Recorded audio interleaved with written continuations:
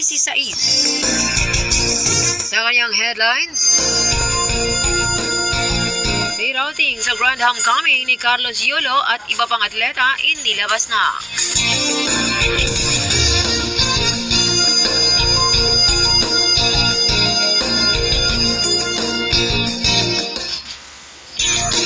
Sir Dan, go ahead.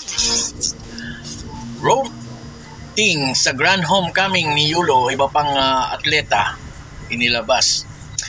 Nag-abiso ang Metro Manila Development Authority or MMDA na magkakaroon ng routing para sa gaganaping Heroes Ground Homecoming Parade para kay 2 times gold medalist Carlos Yulo.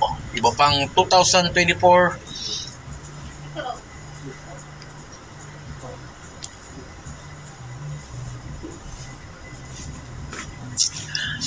routing sa Grand Homecoming ni Yulo, iba pang atleta inilabas. Nag-abiso ang Metro Manila Development Authority or MMDA na magkakaroon ng routing para sa gaganaping Heroes Ground Homecoming Parade para kay 2 times gold medalist Carlos Yulo. Iba pang 2024 Paris Olympic medalist at lahat ng Filipino Olympians.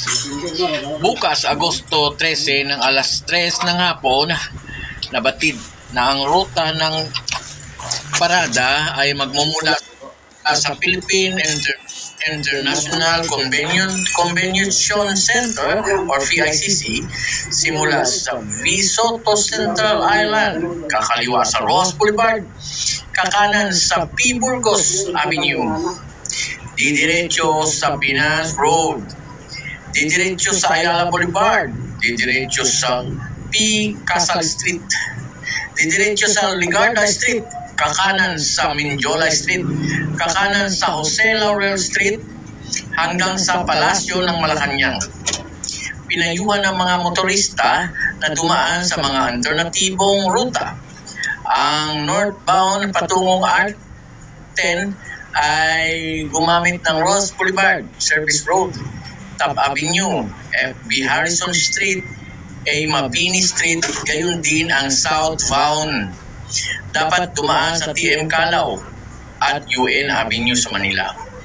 Magpapatupad rin ng MMDA ng stop and go SIM sa mga pangunahing lugar kung saan daraan ang parada.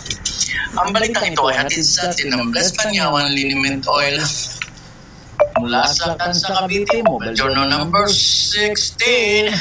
Danilo Pinareho nag-uulat para sa Shine Balita Online Nationwide.